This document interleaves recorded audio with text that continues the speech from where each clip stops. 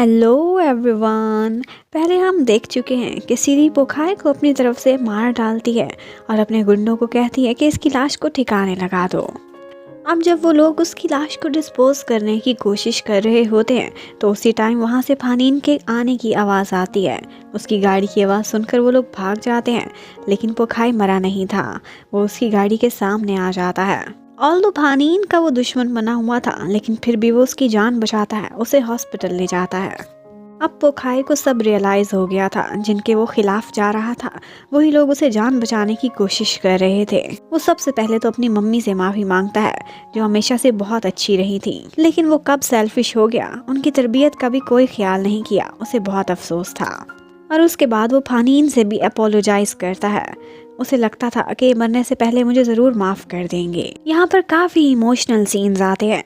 उधर सीरी को दिखाते हैं कि वो नकली फिल्म्स थी। पोखाई ने उसे उल्लू बना दिया था और अब वो गुस्से से पागल हो रही थी।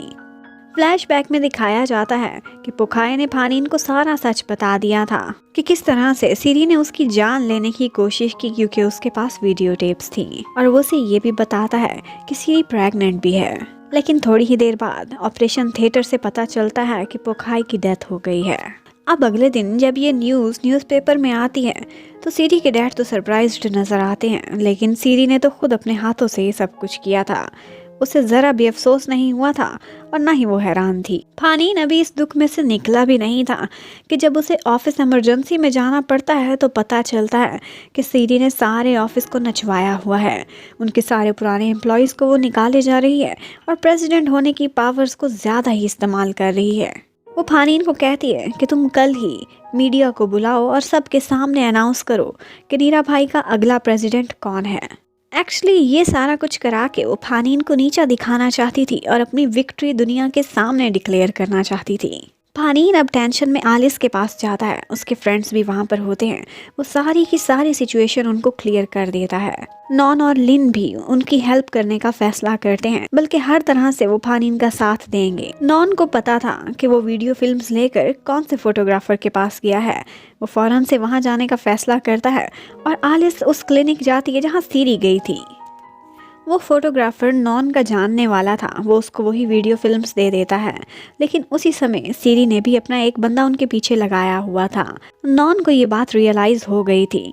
जैसे ही वो लोग वहाँ से बाहर निकलते हैं तो वो गुंडा आता है और उनसे फिल्म्स छीनकर वहाँ से भाग जाता है। जबकि उधर फानीन जाकर कोई सुराग लगाने की कोशिश कर रहा होता है जहाँ पर उसे पोखाई जख्मी हालत में मिला था। वहाँ पर कुछ गुंडे थे जो सीक्रेट एजेंट की शक्ल में उनके बीच मिल जाते हैं और वो वेपन उठा लेते हैं जो सीरी ने इस्तेमाल किया था। आलिस क्लिनिक में एक नर्स को साथ मिलाकर सीरी की फाइल तलाश करने की कोशिश करती है, लेकिन वो फाइल गायब थी। फिर दिखाते हैं कि वो सारे सबूत अब सीरी के हाथ लग गए थे और वो उन सब चीज़ों को आग लगा देती है। सीरी ने अपनी तरफ से सारे सबूत मिटा दिए थे, लेकिन फिर भी उसे बुरे बुरे सपने ज़रूर आते थे। वो गिल्टी थी, उसने पोखाई का मर्डर किया था। अब मीडिया के सामने प्रेस कॉन्फ्रेंस का दिन आ जाता है। फानीन सबको बताता है कि किस तरह से अब सीरी के पास 55% शेयर्स हैं, लेकिन इतने में एक सरप्राइज भी रेडी था। उसने 15% शेयर्स जिससे खरीदे थे वो अपने शेयर्स ऑलरेडी किसी और को बेच चुका था, और वो इंसान कोई और नहीं बल्कि फानीन का ही नया इन्वेस्टर था, जिसे वो किसी तरह से कन्विंस करने में कामयाब हो गया था। और इसलिए अब फानीन से प्रेसिडेंट की सीट कोई भी नहीं छीन सकता था।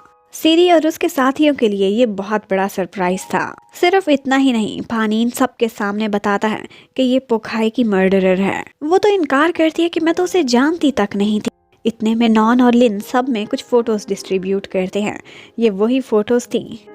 एक्चुअली नॉन ने चालाकी की थी।